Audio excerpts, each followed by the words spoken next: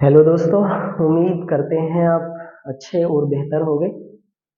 तो आज एक बार फिर नई क्लास और नए दिन के साथ बात करते हैं हम अपने YouTube channel Israel sir GS में।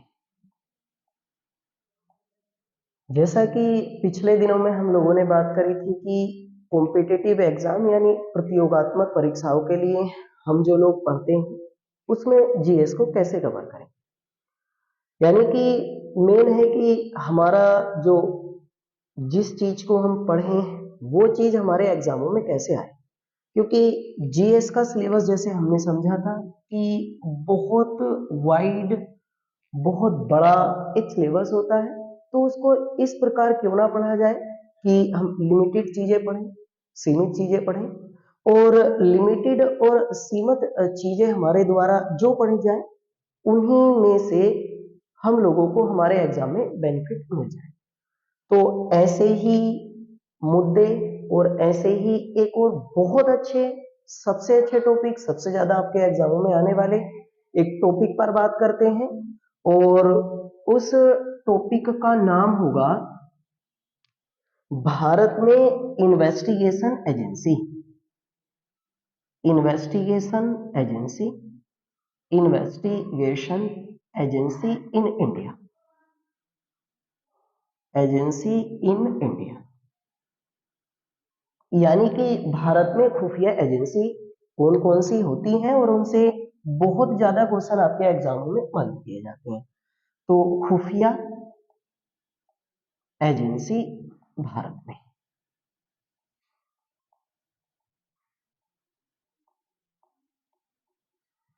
मैं बार बार आपसे बोल रहा हूं, यानी कि भारत खुफिया एजेंसी भारत में, इन्वेस्टिगेशन एजेंसी इन इंडिया।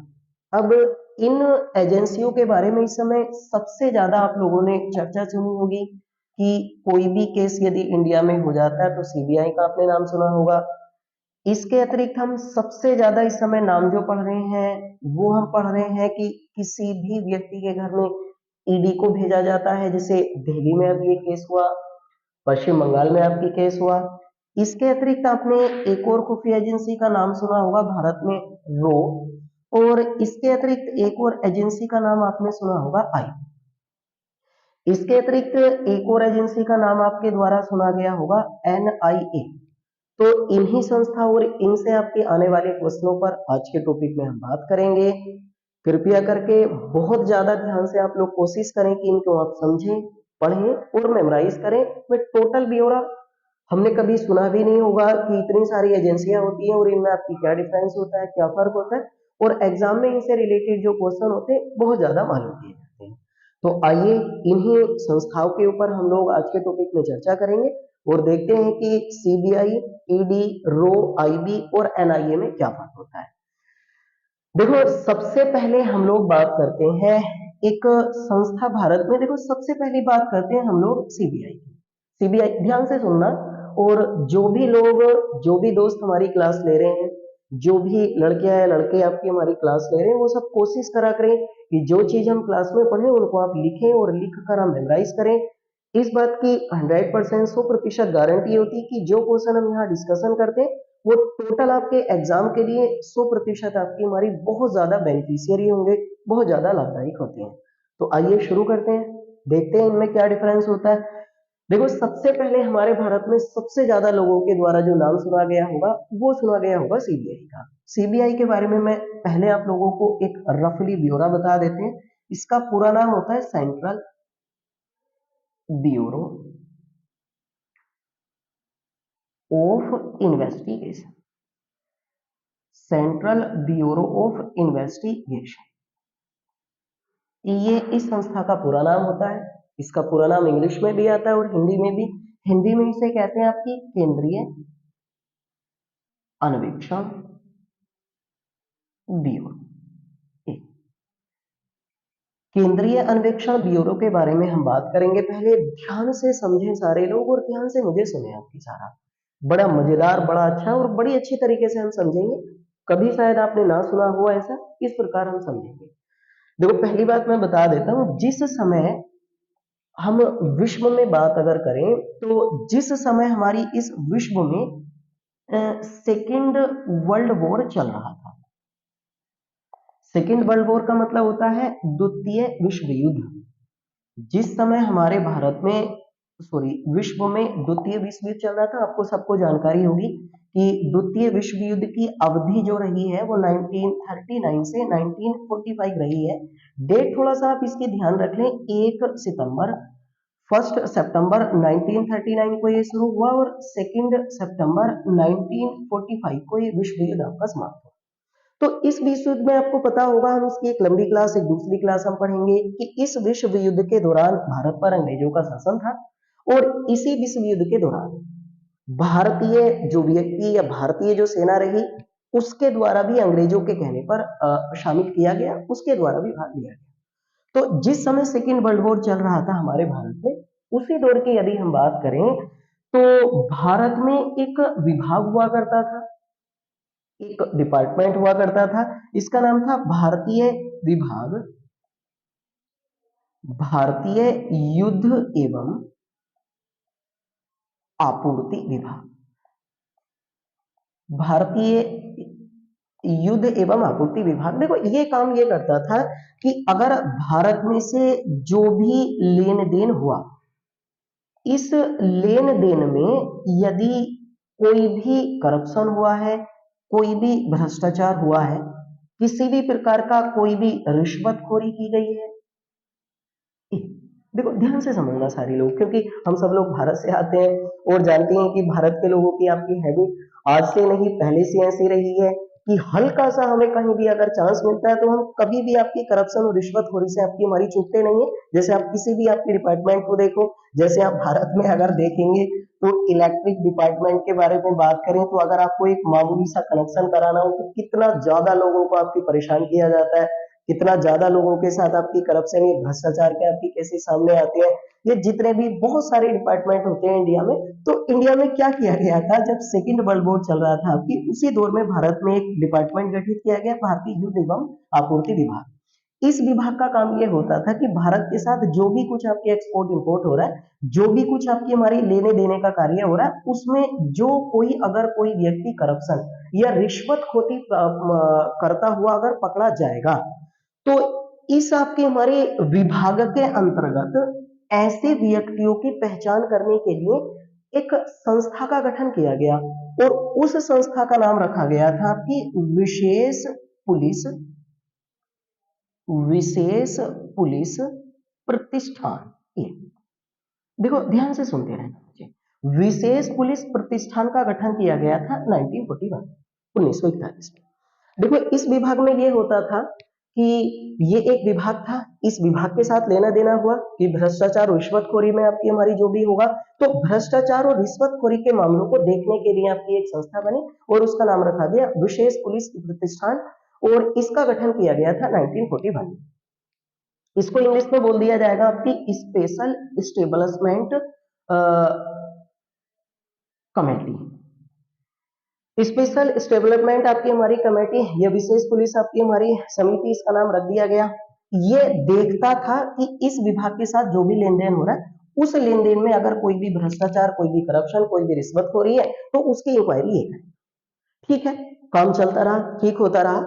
अब जैसे ही 1945 में 1945 ईस्वी में आपकी सेकेंड वर्ल्ड वॉर समाप्त हुआ, तो सेकेंड वर्ल्ड वॉर की समाप्ति के बाद भारत में केंद्र सरकार को एक बात की नेसेसरी हुई, एक बात की जरूरत पड़ी। उन्होंने सोचा कि भारत के लोग मानने वाले तो है नहीं, जैसे करके हम प्रेजेंट में करते हैं कि एक काम के लिए मना किया जाता है तो दूसरा हम काम कर लेते हैं, ये सबको ही पता होता है। बिल्कुल सेम सिचुएशन में आपकी क्या किया गया, केंद्र सरकार को लगा कि अगर विश्व युद्ध समाप्त हो गया तो विश्व युद्ध के बाद भी भारत में जितने भी केंद्रीय कर्मचारी हैं, केंद्रीय कर्मचारी आप लोग समझते ही होंगे, सेंट्रल गवर्नमेंट के जो एम्प्लॉइज होते हैं, यानी कि जो केंद्र सरकार में नौकरी करते हैं, जैसे रेलवे डिपार्टमेंट वगैरह होता है, जैसे आर्मी डिपार्टमेंट वगैरह होता है, केंद्र सरकार के अंतर्गत जैसे संचार डिपार्टमेंट होता है या बीमा डिपार्टमेंट होता है, टेलीविजन डिपार्टमेंट होता है, तो उस डिपार्टमेंट में काम करने वाले कर्मचारियों को केंद्रीय कर्मचारी कहते हैं। कि अगर केंद्रीय कर्मचारियों की निगरानी हम लोगों को भी करनी पड़ेगी कि केंद्रीय कर्मचारी तो कहीं आपकी रिश्वतखोरी या भ्रष्टाचार को अंजाम तो नहीं दे रहे,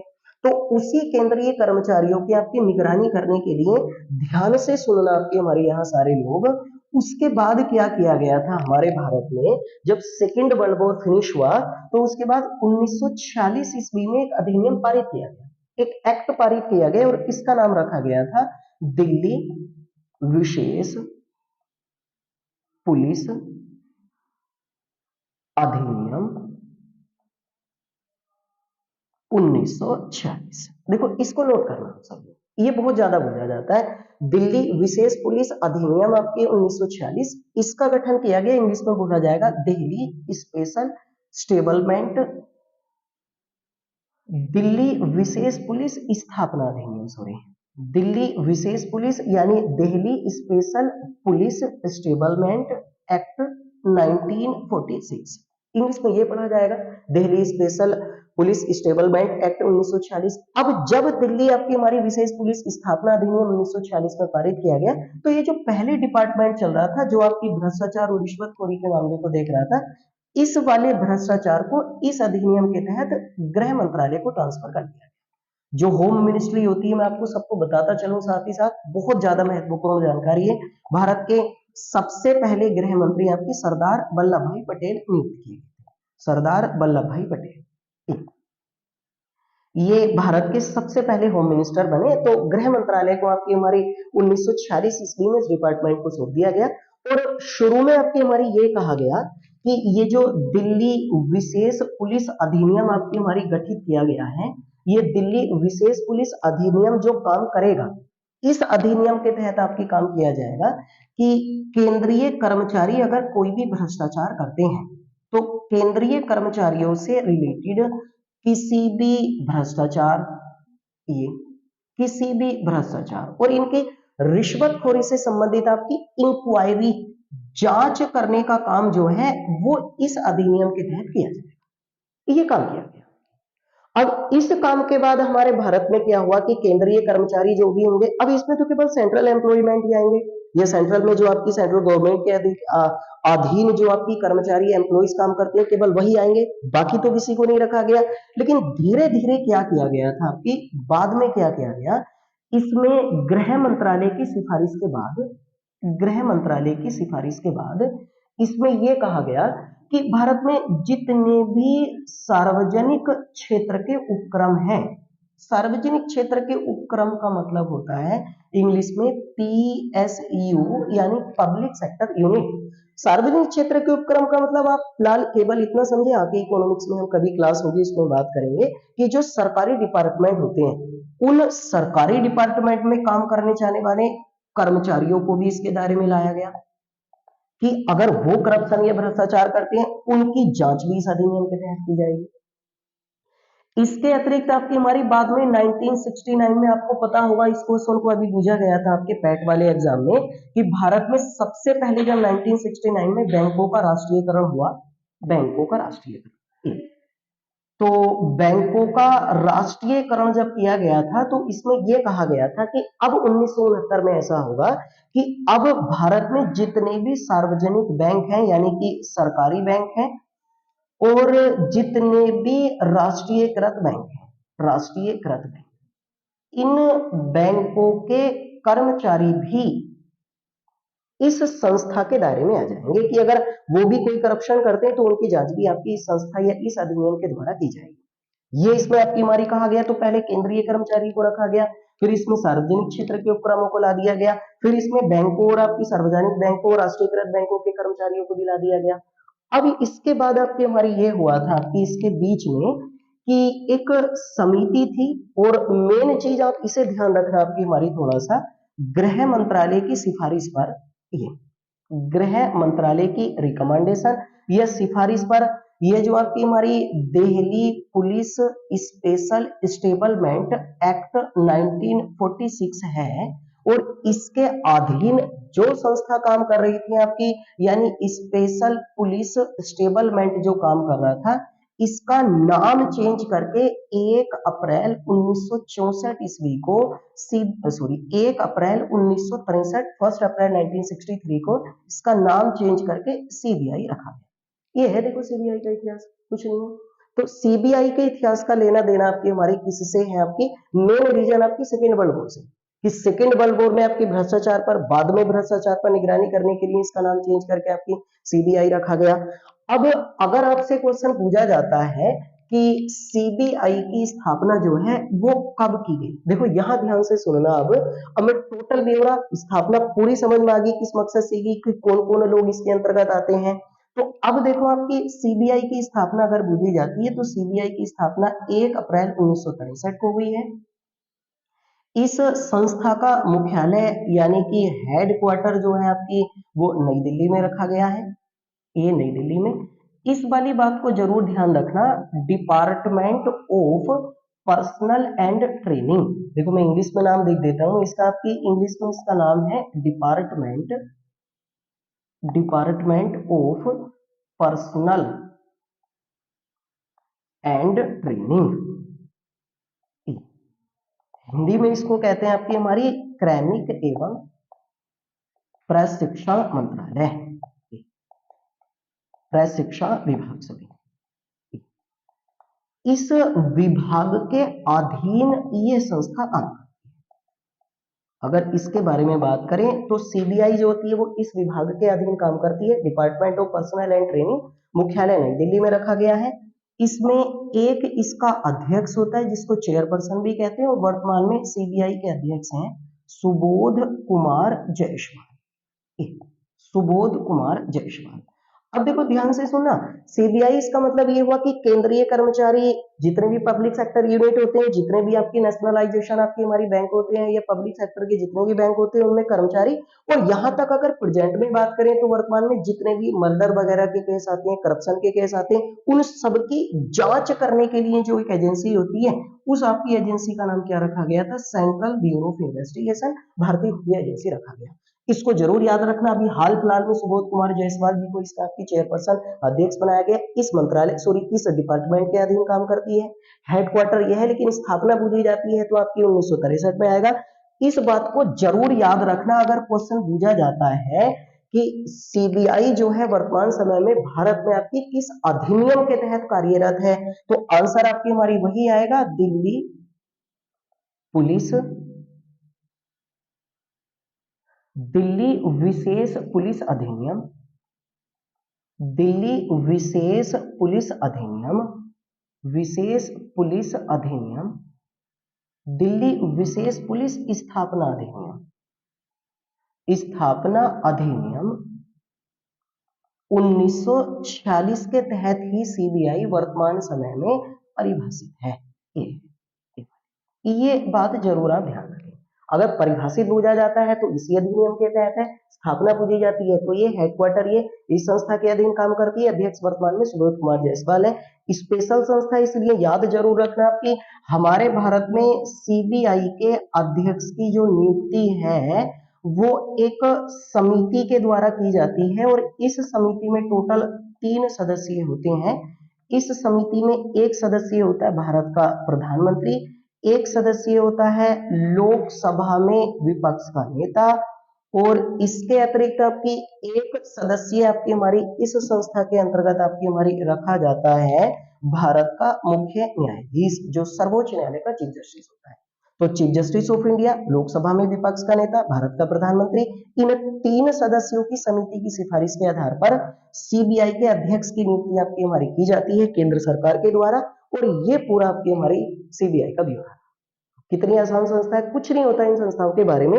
अब इसी संस्था के बारे में बात करें तो वर्तमान में काम कर केंद्रीय कर्मचारियों के लिए मर्डर वगैरह ये जो भी केस होती है उन सबकी आपकी जांच करने वाली संस्था जो होती है उसको सीबीआई कहा जाता है। इसी संस्था से अलग हटकर एक संस्था फिर हम बात करेंगे आपकी, ध्यान से आप सुने सारे व्यक्ति आपकी, देखो मैं बार बार कह रहा हूँ बड़े महत्वपूर्ण क्वेश्चन है, एक संस्था के बारे में जल्दी से आप सुनो। इसके बाद हम अगली संस्था पर बात करते हैं आपकी, एक संस्था होती है आईबी और एक संस्था होती है आपकी रो। देखो आईबी का पूरा नाम होता है इंटेलिजेंस ब्यूरो, इंटेलिजेंस आपकी हमारी ब्यूरो और इंटेलिजेंस ब्यूरो है ना, इसको हिंदी में आपकी हमारी खुफिया ब्यूरो कह सकते हैं, खुफिया ब्यूरो। इस संस्था का पूरा नाम होता है आपकी हमारी रोका research and and analysis wing. अब देखो इसमें थोड़ा बहुत फर्क ये होता है, कोई ज्यादा डिफरेंस नहीं होता इन संस्थाओं में आपकी। देखो अगर हम बात करें तो आईबी की स्थापना हुई है 1887 1887 में, और ये संस्था काम करती है आपकी गृह मंत्रालय के अधीन। मंत्रालय जरूर याद रखें आप, होम मिनिस्ट्री के अधीन ये संस्था काम करती है। अभी लिखना, अभी हाल ही में आईबी के नए चेयरमैन जो आपके नियुक्त किए गए हैं, नए चेयरमैन, इनका नाम है तपन डेका। तपन डेका है, इन्होंने अरविंद कुमार को रिप्लेस करा है, इसलिए बहुत ज्यादा चर्चा में रही है। अरविंद कुमार को इन्होंने रिप्लेस करा है। तपन डेका वर्तमान में इसके अध्यक्ष बने हैं, चेयरमैन बने हैं। 1887 में गृह मंत्रालय के अधीन काम करती है, और इसका हेडक्वार्टर भी हमारे भारत की राजधानी नई दिल्ली में इसका मुख्यालय आपकी रखा गया है। देखो ध्यान बस इस बात का रखना कि अगर हम भारत के बारे में बात करें, मैं पहले आपको रो के बारे में इतनी जानकारी और बता देता हूँ। देखो रो की स्थापना के बारे में बात करें, रो, अगर रो की स्थापना के बारे में बात करें तो इसकी स्थापना हुई है 1968 में। इसका हेडक्वार्टर भी आपकी हमारे भारत की राजधानी नई दिल्ली में रखा गया है। ये संस्था भारत में प्रधानमंत्री कार्यालय के अधीन ये संस्था काम करती है। प्रधानमंत्री कार्यालय, इस कार्यालय के अधीन आपकी हमारी ये संस्था काम करती है, और इस संस्था का अध्यक्ष कोई नहीं होता, बल्कि एक सेक्रेटरी होता है, सचिव होता है। इस पे स्पेशल ध्यान देना। देखो इसमें अध्यक्ष होता है, सीबीआई की हम बात कर रहे थे, इसमें भी अध्यक्ष होता है, लेकिन इसका सेक्रेटरी होता है, इसका सचिव होता है। और वर्तमान में रो के सचिव अभी हाल फिलहाल में आपकी हमारी सामंत कुमार गोयल जी हैं। इनका कार्यकाल पहले जो था वो केवल 2022 तक था, लेकिन इनको 1 वर्ष का सेवा विस्तार देकर इनका कार्यकाल 1 वर्ष के लिए बढ़ा दिया गया और 2023 कर दिया गया है। देखो स्पेशल ध्यान देना, इसके पहले भी सचिव यही थे, दोबारा इनका कार्यकाल बढ़ाया गया। इसके पहले अध्यक्ष ये थे, चेंज करेंगे, ये बनाए गए। इसका भी हेडक्वार्टर नई दिल्ली में, इसका भी, लेकिन ये प्रधानमंत्री कार्यालय के अधीन काम करती है और ये गृह मंत्रालय के अधीन। देखो इनमें फर्क ये होता है, सीबीआई जो काम करता है भारत में किसी भी भ्रष्टाचार के मुद्दे पर, किसी भी व्यक्ति के द्वारा की गई कोई भी आपकी हमारी गलती, उस मुद्दे पर जानकारी है, उस मुद्दे पर आपकी हमारी जानकारी हासिल करने के लिए सीबीआई काम करता है।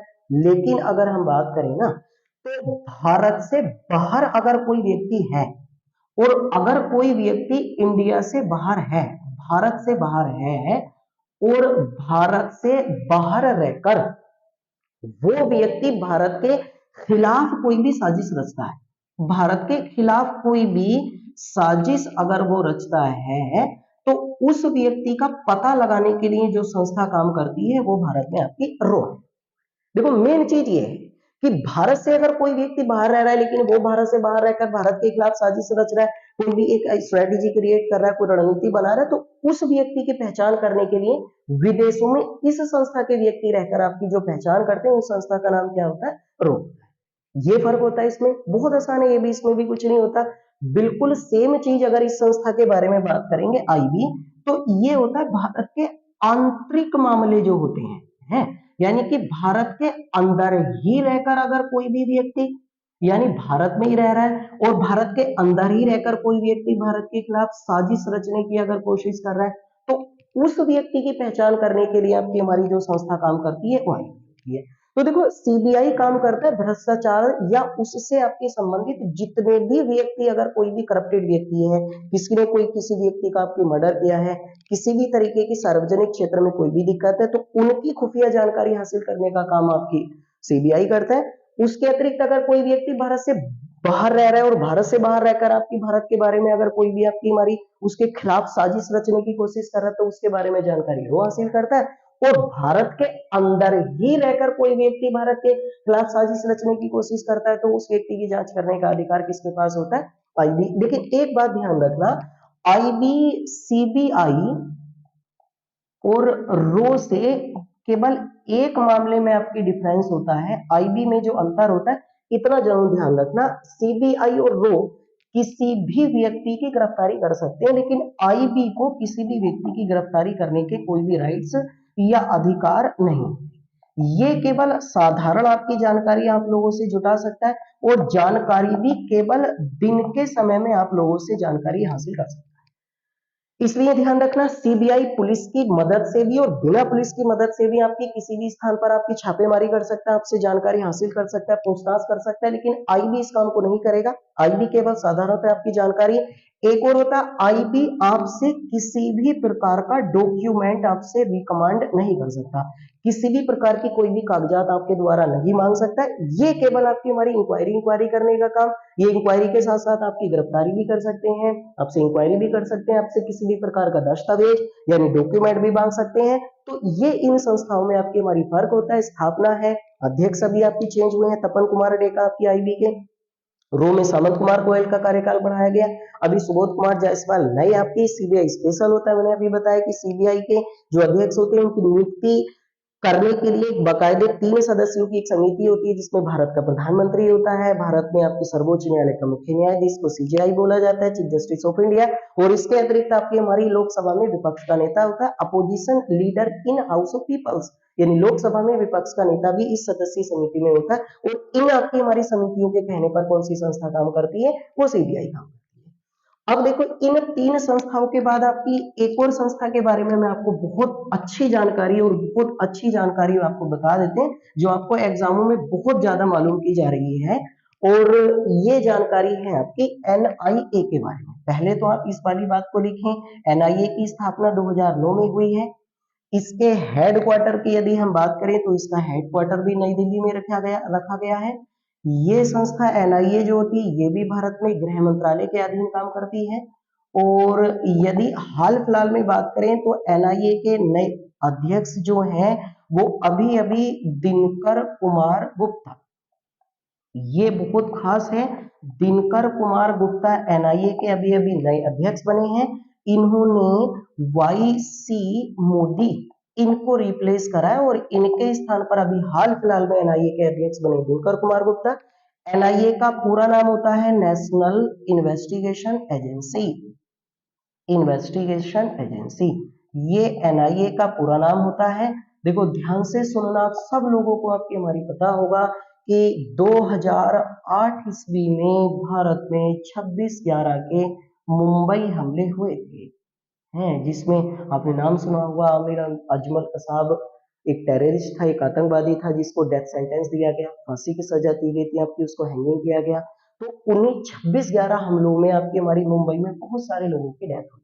टेररिस्ट उसमें आतंकवादी हम लोग उनकी कोई भी खुफिया इनपुट नहीं ले पाए और उसी वजह से तो इस 2008 ईस्वी में जो टेररिस्ट अटैक हुआ उसी के बाद 2009 में केवल और केवल, ध्यान से सुनना, केवल और केवल, ओनली एंड ओनली, केवल और केवल आतंक गतिविधियों में, आतंक गतिविधियों में यानी कि टेररिस्ट एक्टिविटी में, केवल आतंक गतिविधियों में आपकी हमारी शामिल होने वाले किसी भी व्यक्ति की खुफिया जानकारी एकत्रित करने के लिए जिस संस्था का गठन किया गया था वो एनआईए। देखो कितना आसान आपकी। अब देखो सब चीज में अलग अलग है सारों की चारों इन्वेस्टिगेशन एजेंसियां, जिससे सीबीआई केवल भ्रष्टाचार या किसी भी प्रकार के मुद्दे पर भारत सरकार को खुफिया जानकारी आपकी निकाल कर देती है। ये स्पेशल, ये सबसे बड़ी संस्था होती है आपकी हमारी, इनमें ध्यान रखना, सबसे बड़ी और सबसे ट्रस्टेबल संस्था जो भारत सरकार की होती है वो सीबीआई होती है।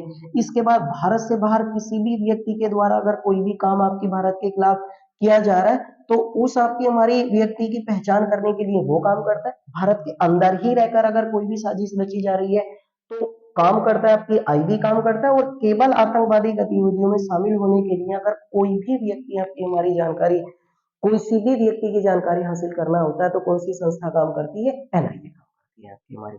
ये है जो 4 संस्थाएं भारत में, चारों की चारों इन्वेस्टिगेशन एजेंसियां हैं, चारों की चारों खुफिया एजेंसी हैं, लेकिन सबसे बड़ी एजेंसी आपकी हमारी सीबीआई है, उसके बाद आईबी है, उसके बाद रो विदेशों में, और उसके बाद आतंकवादी गतिविधियों में आपके शामिल होने के लिए किसी भी व्यक्ति की पहचान करने के लिए जो संस्था काम करती है उसको एनआईए बोला जाता है। सबकी स्थापनाएं हैं, सीबीआई 1 अप्रैल 1964 है, आईबी 1887 है, रो 1968 रखा गया है आपकी हमारी, और एनआईए 2009 है। सबके हेडक्वार्टर न्यू दिल्ली में है।